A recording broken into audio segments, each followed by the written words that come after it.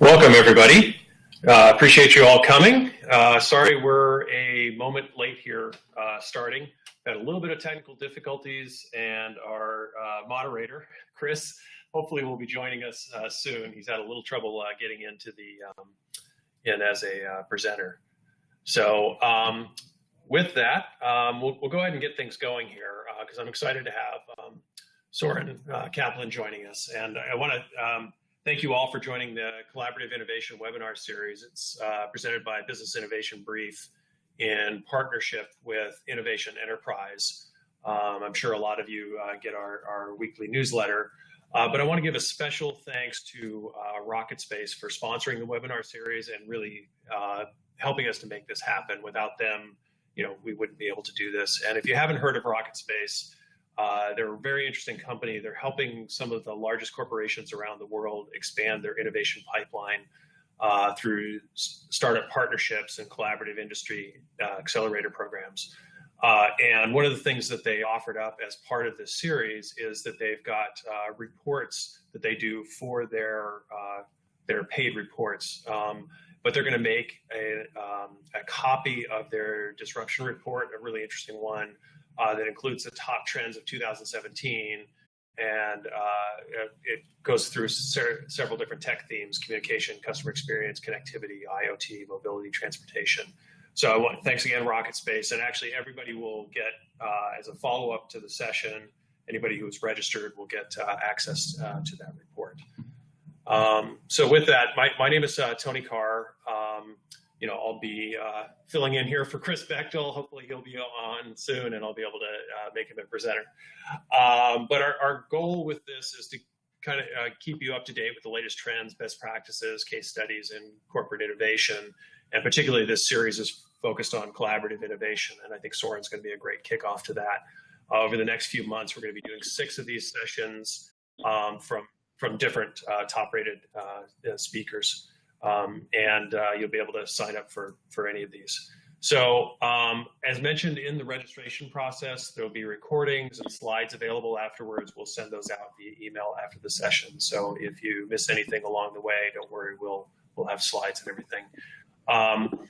You should be able to ask questions during the session. You'll be able to put them in through the chat mechanism.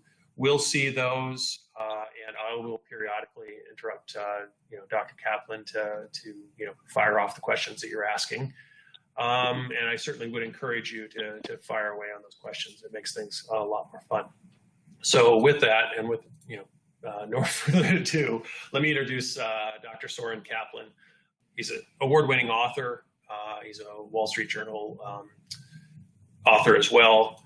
And he's got a couple best-selling books, Leapfrogging, and actually just launched The Invisible Advantage, a great book. And he's a leading expert in disruptive innovation, business model innovation, innovation culture. He formerly led the strategy group at HP in Silicon Valley, and he's founded and advises startups, consults to companies like Cisco, Disney, Red Bull, Visa, JP Morgan Chase, Kimberly-Clark, Medtronic, and many others. He writes for Fast Company, Harvard Business Review. He's an affiliated professor for the Center for Effective Organizations at USC's Marshall School of Business, Fight On. And he's been featured on National Public Radio, Forbes, Investor Business Daily, CNBC. But most importantly, something he's most proud of: when he was 13, he won the first ever video game contest in the Commodore 64 computer. And being an old geek myself, I really appreciate that. So with that, Dr. Kaplan, take it away. Great. Thanks a lot, Tony. Sounds like we got 2 old geeks on the line. Yeah, that Commodore 64 video game contest is my favorite accolade of them all. I'm not going to provide a whole lot of context around why innovation is important. We all know it's important. There's never been more books, magazines, articles, blogs on the topic. So innovation never been more important. We've seen the casualties of disruptive innovation. I mean, just a few years ago, some of these were the biggest name brands in our wallets, like the Blockbuster cards. My 16-year-old daughter doesn't even know what Encyclopedia Britannica is anymore. Obviously, Wikipedia's replaced that. So, when you think about what those companies have in common, Borders, Blockbuster, Encyclopedia Britannica, I want you to type into the chat box. Just type in the chat. What's your answer? Did all of these companies fail because they ignored disruptive technology? One, remained too tied to their old model, didn't change fast enough, or all of the above? What do you guys think? You guys are smart. You're saying all of the above. So you're absolutely right. It's all of the above. We've got to change. We've got to look at technology. We've got to do so many different things. But there is look at those companies. There's a lesson here that I think maybe you guys might be missing. Borders, BlackBerry, Encyclopedia Britannica. Never start a company with the letter B, I think, is an important innovation lesson. That's my only joke of the session. But if you go through and you look at best practices in innovation, which is all why we're here and what we want, and you look at what arguably one of the most innovative companies in the world says about innovation, there's no formula. There's no formula. So how do you do it? What do you do? So, that's really, I think, the question here. Obviously, this is about collaborative innovation. So we need to collaborate. But, there are some tricks of the trade. So I am going to pull out some best practices from 20 years of experience, a lot of great case studies, interviews with hundreds of executives, and a lot of just rolling up my sleeves work with some of the biggest companies in the world. It's based on my book, and here are the premises. Competitive advantage today is temporary. It's fleeting. You got to continually reinvent. Because of that, you take that Apple quote, culture is today's only competitive advantage. It's the only way you can create anything that's semi-sustainable. And the challenge, because there is no formula, is that every organization is unique and it needs its own unique culture of innovation and collaboration strategy. So I'm going to dive into what are some of the best practices, or call them best principles and strategies that can be used for collaborative innovation and to create a culture of innovation at the same time. So the first one, number one, and you are welcome to type in questions as I go, because I'm going to go fast and I'm going to share a whole bunch of different strategies with you and examples. So number one, be intentional with your innovation intent. It sounds so basic, but a lot of companies don't do it. And what does that mean? So what that basically means is take a portfolio view of innovation. Now, a lot of companies focus on the incremental stuff. And unfortunately, that number 70 is oftentimes 100% in a lot of different organizations. And that's kind of natural. You grow up, you create product services, and you kind of tweak them. And that's where you compete. Well, that is potentially missing the other stuff. The other stuff meaning sustaining innovation, which is basically taking your core business and really kind of taking it to the next level, the next S curve. And then you have the disruptive stuff, which is the bigger activities that you've got to support that are really the game changers. Obviously, those are higher risk. There's bigger investment associated with that. But if you don't look at your innovation strategy from the start and be very intentional about it, then you just end up reverting to one of the defaults, and it's usually the incremental stuff. And that's where you can be disrupted. So the question is, how do you create a structure to support that? So I'm going to give you, having some challenges with the graphics here, but you can basically see perhaps the mission statement at Intuit up there. This is Intuit's corporate office. And basically what you can see is they have a mission statement that is focused on the customer. And it's actually an innovation intent mission statement to improve their customers' financial lives so profoundly they can't imagine going back to the old way, because they provide financial services software, TurboTax, and it's that what they're trying to do is essentially rally the entire organization around various types of innovation focused on this innovation intent. So that's being intentional with your innovation intent. Another example, outside of the business world, this is KQED. And for those of you who might not know what KQED is, it's the public television and radio station in San Francisco. They're one of the market leaders in the PBS world. And they have an innovation intent that's very general, but it actually provides an anchoring for what everybody needs to do. So you can see on the left-hand side of the slide, doing the right thing for the audience, the community, supporters, staff, and the organization by assessing, prioritizing, and improving what we do and how we do it. It's an incremental kind of focus, but what they've done is they've basically said, we have some operating principles, and those operating principles should guide our work each and every day. And I'll show you how some of these play out. But the idea here is that everyone knows that innovation's their job. And then the question is, well, how do you get it? So I'm going to share with you a model. This model is part of my book.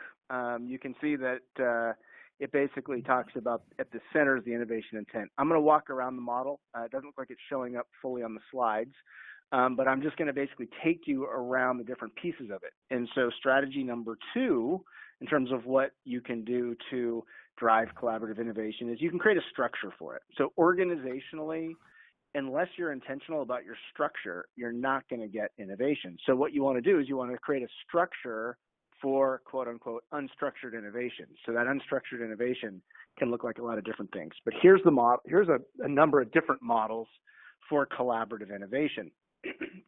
So I'm just going to kind of highlight a few of these. One of them is an innovation lab. It's right in the center. A lot of times those cut across different functional business units. They include individuals from across the organization in rotating roles. And you've got examples from USAA or Progressive Insurance.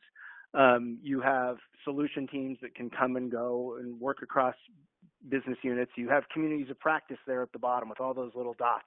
Those are people who kind of come and go and can work together on various initiatives or innovation competitions. Bottom right-hand side, in an R&D department, you can have a process where you go outside and connect and develop is a kind of pretty famous model that P&G uses, where they go out, they find technology and researchers and individuals who are innovating outside the company to pull in the collaboration inside the company. So they go connect it from the outside, they acquire it, they license it, and then they bring it in and they develop it themselves into new products. Those magic erasers that you might have seen for cleaning came out of that process. And then you have other models like corporate venture capital, top left, or on the left-hand side, a P&L that's a venturing arm like Coca-Cola uses. They call it the Venturing and Emerging Brands Group, that basically identifies companies and goes and acquires them and scales them using the distribution model. And then you have incubators and spin-ins. Cisco and KQED is an example of that. So there's a number of different organizational models that you can use, and this is really for the bigger stuff. But when you think about asking everyone to innovate, so you want collaborative innovation, you want a culture of innovation. Well, one of the key starting points is to provide tools of the innovation trade. So what does that look like? What do we mean by tools? So there are some very specific tools that can be used. If you haven't heard of Adobe Kickbox, you should look it up online. Type in Adobe Kickbox. It's actually a free open sourced innovation toolkit. It literally comes in a box, and if you're an employee of Adobe, you can get one of these things, and inside the box is their innovation process, as well as a gift card for Starbucks, because of course you have to stay up late at night to innovate, so they want you to be juiced up on caffeine. But you also get a $1,000 Visa gift card. Now you think about, well, why do you need a $1,000 Visa gift card? Well, you do because in their process, they have an approach where people go out and they create Google ads or other online ads that might actually go to nowhere as a way to test concepts. So will people click the ad? And if enough people click the ad, it might go nowhere. It might go to a website that is kind of a shell of the idea, so they can track how many people are interested in that concept. So it's a way in which to test ideas very rapidly. It's part of their design thinking process. So that's a toolkit that they'll give to anyone. You do have to go through a kickbox training couple days to learn how to use it, but they are creating kind of an army of employees who know how to, in a grassroots way, drive innovation. There's a lot of other tools as well. So Intuit, I mentioned them before. They have a toolkit called the Catalyst Toolkit. It's based on a 3-step process called Design for Delight. So it starts out with helping people understand, how do you get customer empathy? And then how do you generate ideas and prioritize them? And how do you then experiment with customers? So everyone has this toolkit, from the product folks to actually HR and legal and finance. Everyone's job is to get customer empathy, whether it's an internal customer or an outside kind of paying customer. There's other examples, like the Community Collaboration Toolkit from the Colorado Department of Education. This is for schools. So everyone's getting in the act around creating toolkits, and that's really a key aspect of that. Now, the other, providing tools also means giving people methodologies. So Intuit, one of the things they do, they do things called follow me homes. And it's not as creepy as it might sound, but basically they coordinate with customers and actually go into their home environments, consumers as well as small business, and watch how they live their lives, how they operate their computers, their laptops, their phones, their financial programs, whatever they're looking at, to give them new insights. It's really ethnographic research, but everyone's trained in this and has the toolkits to do it. The other thing that some of the more innovative companies do in terms of the tools of the trade is they allow people to come together to collaborate with customers. So this is customer office hours at Intuit. And basically what it means is once a month they invite a bunch of customers into the office without any real agenda. And people can come in and bounce ideas off of them, and they can share ideas and get feedback and just ask about their problems. But it's a way to foster direct collaboration with customers. Now, another company that does that is Zipcar. So Zipcar does these things called member roundtables. They're profiled in my book. They just appeared in Harvard Business Review. This is the example that their VP of marketing shared with me, which is one of the things that they needed to do. They kind of, Zipcar, they're ride sharing, and they really paved the way for Airbnb and Uber's kind of social sharing business model. And when you think about, where Zipcar started, you used to be able to, you just go online and on your website, you kind of reserve a car. Well, things moved to a mobile world pretty fast, and they had to innovate. So one of the things they've done is that they do these member roundtables, and they bring customers into the office and literally use a design thinking and innovation process with customers to come up with ideas in the office. And they sometimes do it on Saturdays. So the employees are there and everybody's rolling up their sleeves together. And that's direct collaboration with customers as well. Okay, so we're on strategy number 4, and I'm rolling right through this. So if you've got questions or you need any clarifications, just write them in, and I'll pause after this one, and Tony, Chris, we can take any quick questions, and then I'll move through the rest of it. Measure what's meaningful. So it's one thing to ask people to collaborate. It's another to measure collaboration and the results of that, which is innovation. So what does that really look like? So an example of that, Yum Brands, which some of you may or may not have heard of, but they own the brand KFC. They were predominantly a U.S.-based company, and they realized that their growth had kind of capped out in the U.S., and they needed to drive innovation. And so what they did essentially is they said to the organization, we are going to measure the proportion of revenue and profit from international sales compared to our U.S. domestic sales. And that became a real target for everyone and the organization and leadership.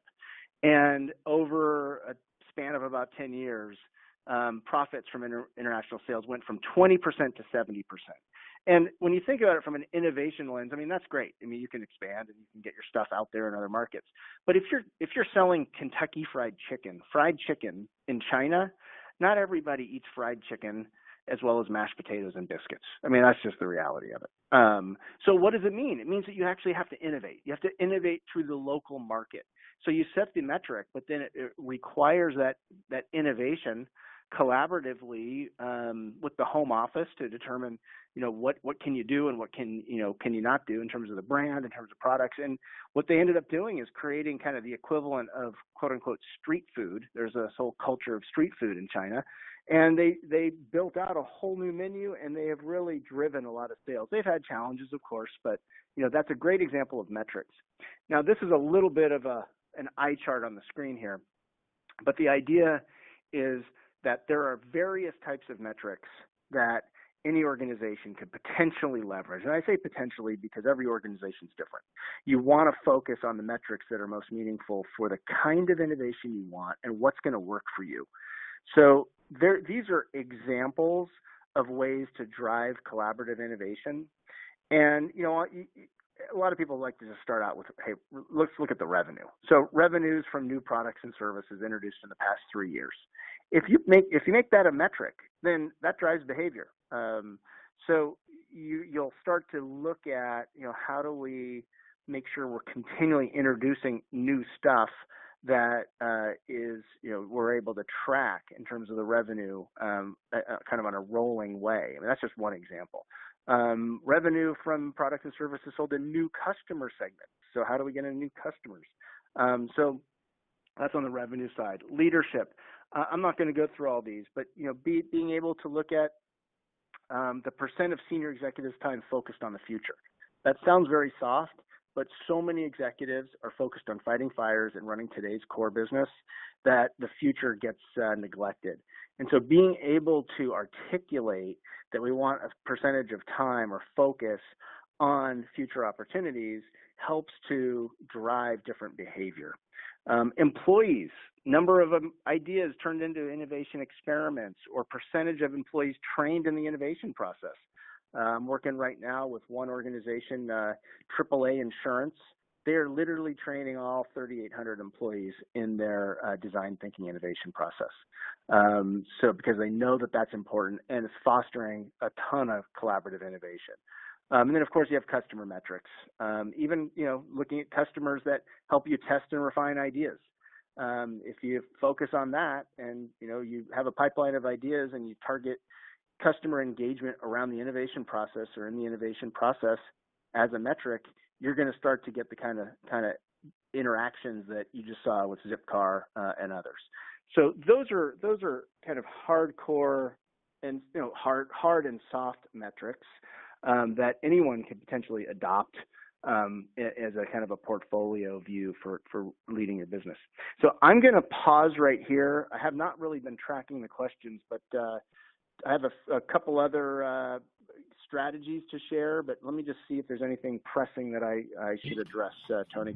Actually, if we could, it has been great. So Gene's asking about the fact that the metrics are a bit siloed, and are there, well, how do you track measures that maybe go across categories, or does that make sense? I think that makes sense. Yeah, on the slide, they're absolutely siloed. You can see that they're different in different categories.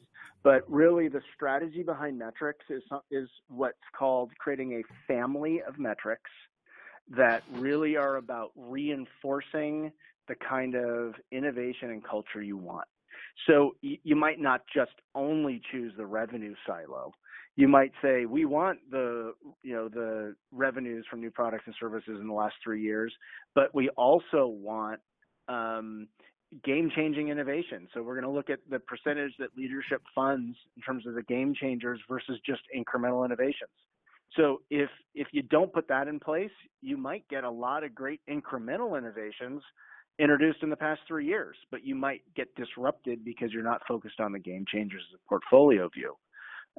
And you might also tie some of that to employees or customers. So you might, you could potentially pick one of these from each category, or even look at some others. So yes, they're presented as in categories on the slide, but really it's about creating a family of self-reinforcing metrics that are all connected.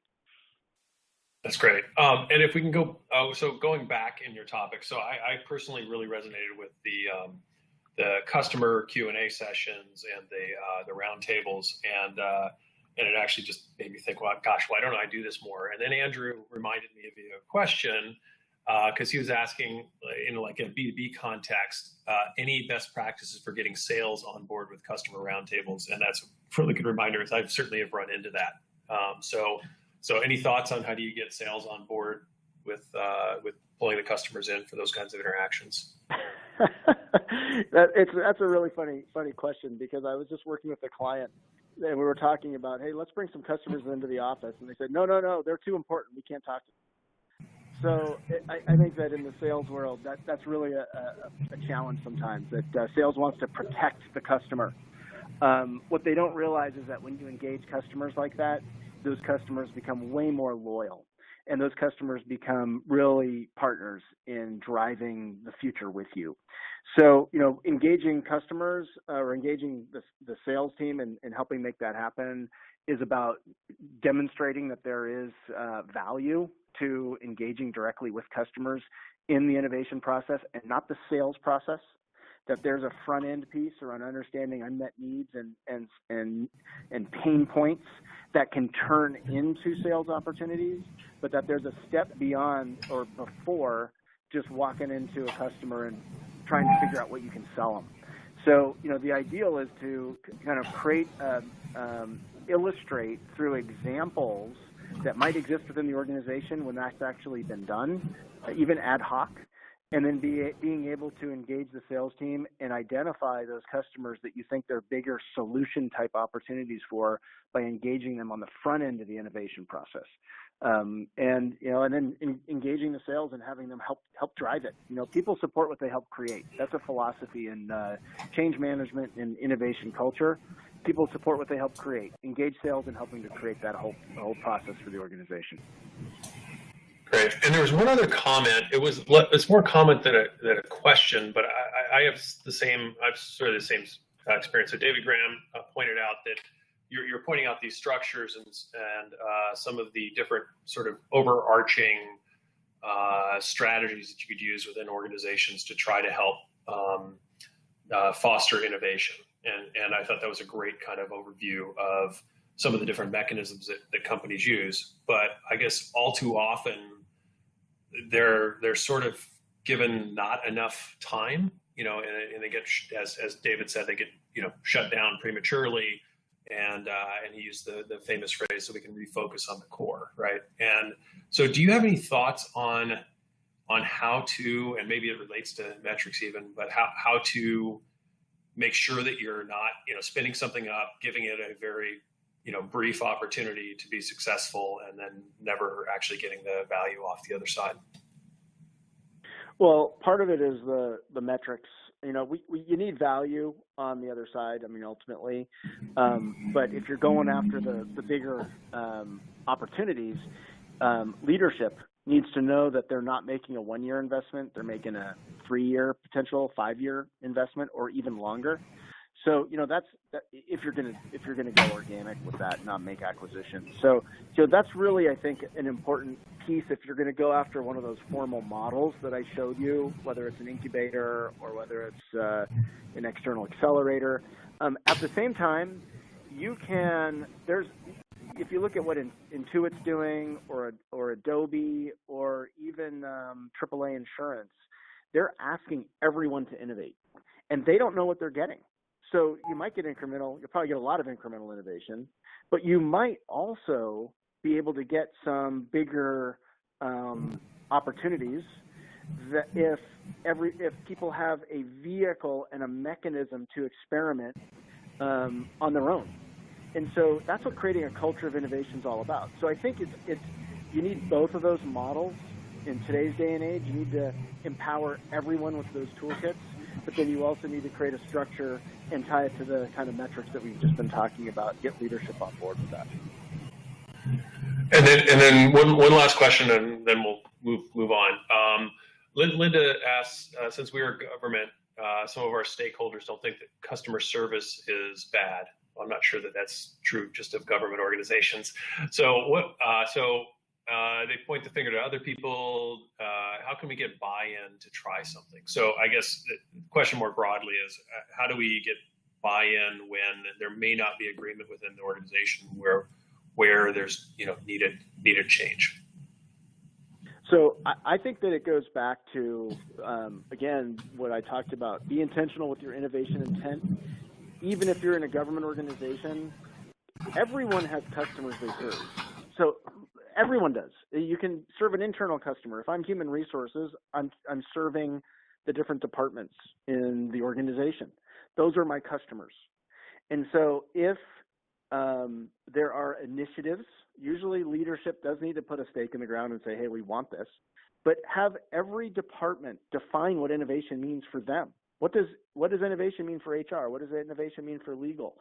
And so if part of your definition of innovation means serving our customers who come to us with problems, or solving problems for customers and going beyond, being able to go beyond our, the bullets in our job description, then that starts to, and you show, it's going to go back to some of the metrics as well as some of the rewards I'm about to talk about, and you celebrate those individuals who do that, then you start to communicate value, and you start to value for that behavior and those norms, and you start to shift culture.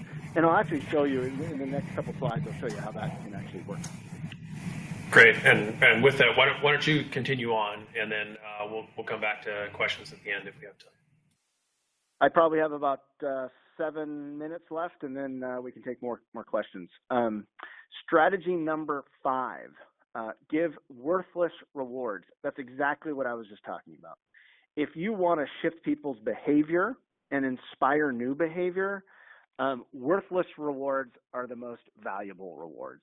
And so what do I mean by that? Well, if you look at the previous example I gave, KQED, this is the public television, and this is PBS. This is public television and radio. It's quasi-government. Now, what they did is they created their innovation intent, and they told everybody that they wanted innovation. Well, it's one thing to say you want innovation. It's actually another to get it. But one of the things that they did is they created a team in the organization called the Qvation team. So it's like, if you look at their logo, KQED, they branded their innovation group called Qvation.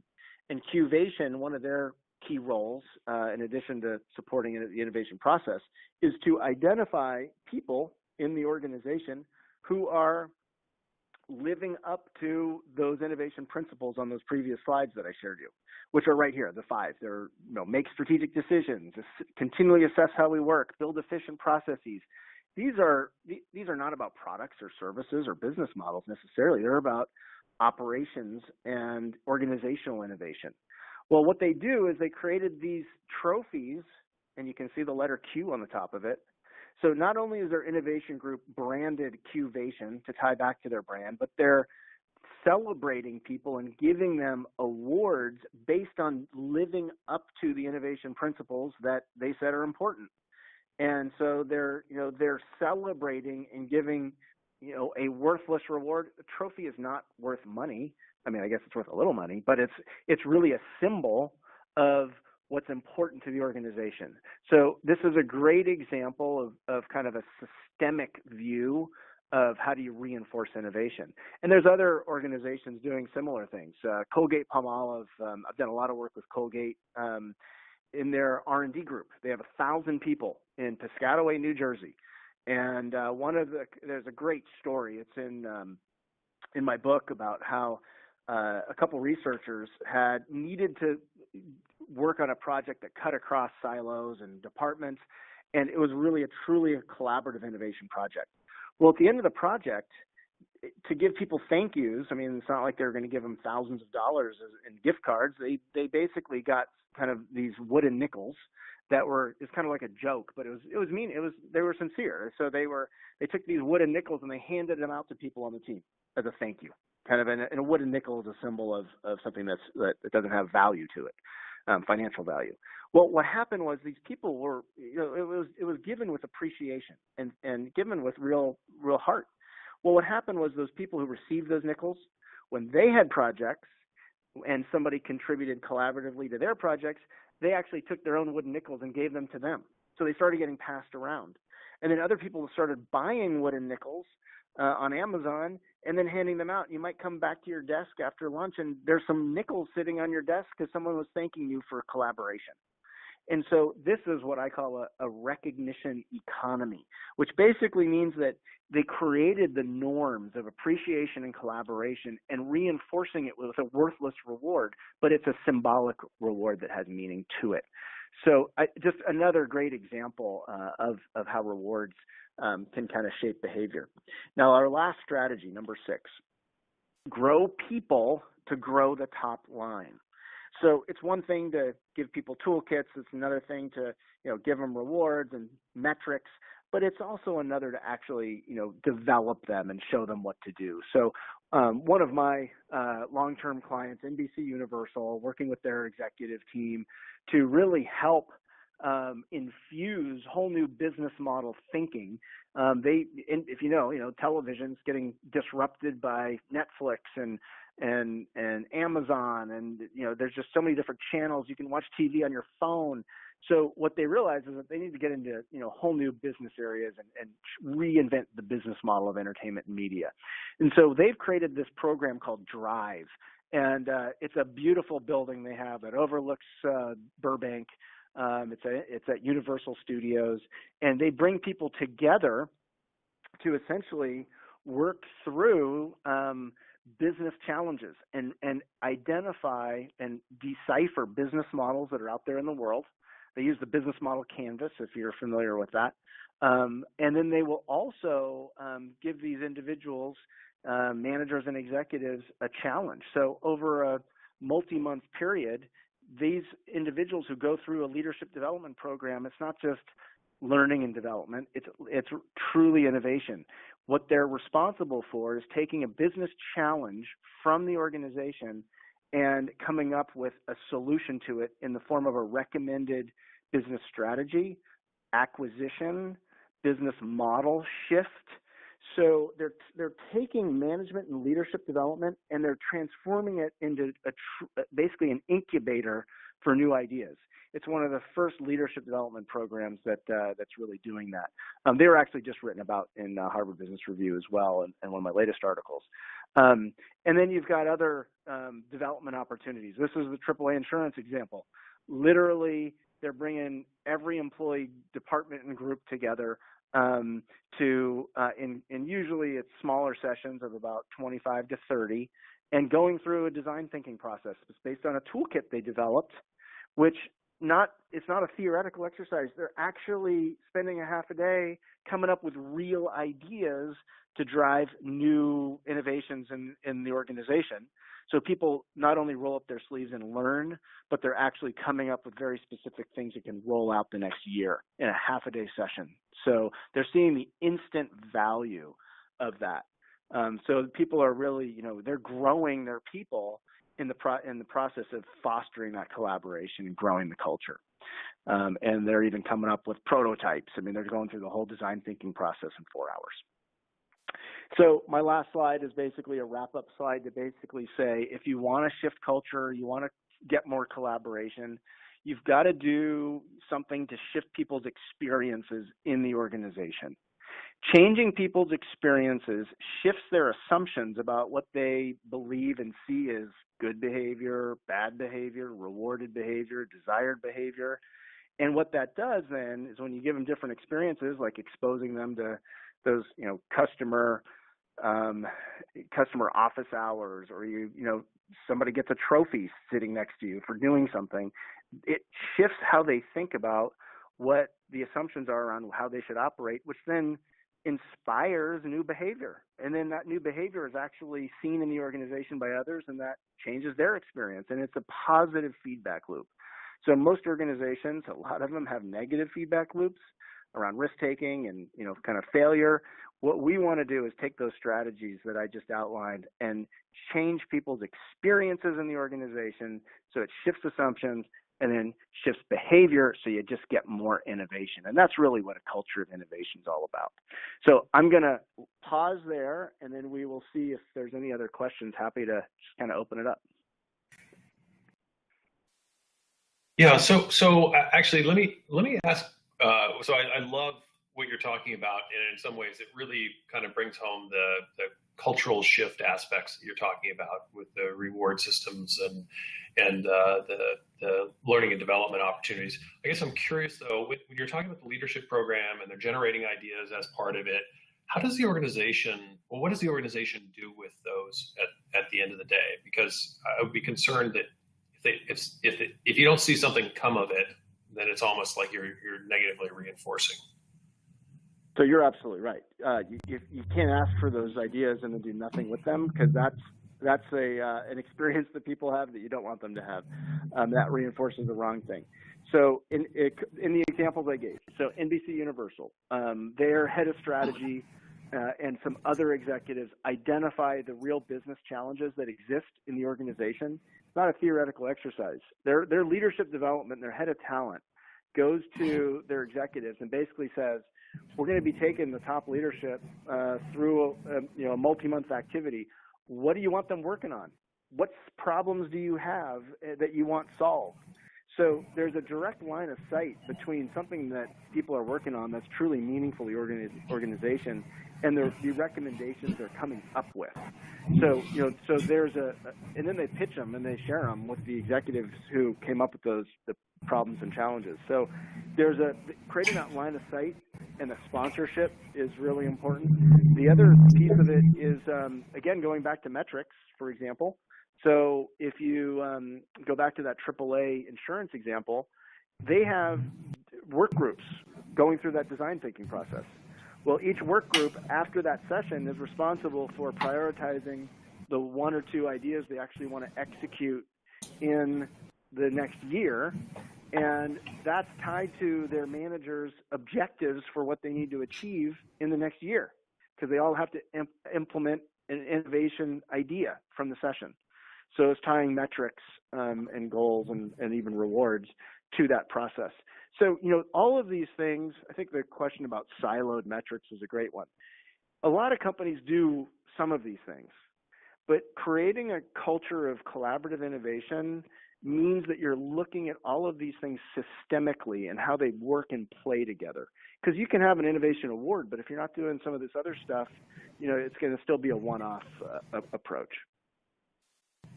Okay, and then I want to follow that up with a question that Christian asked earlier, but I'm going to put it in the context of what you were just talking about. So the question was, how do you balance time and effort between incremental innovation and game changers? And a lot of what you're describing sounds to me like it's going to generate lots and lots of incremental solutions, but the game changers are going to be much harder to deal with because they're going to, potentially multi-year. And so I guess I'm curious with this, are there other things that need to happen then, or do these feed into game changers, or are we really talking much more about incremental at this point? And if so, what are some of the other tools or techniques that are used for game changers? So I'll go back. So let me just respond to a couple things. So the AAA insurance example, those are work groups that are probably going to come up with a bunch of incremental ideas. Absolutely. But if you go back to the business, the organizational models that I shared in one of the very first slides that had the org charts on it with all the different examples, AAA insurance also has a growth accelerator that's separated out for the most part from the core business.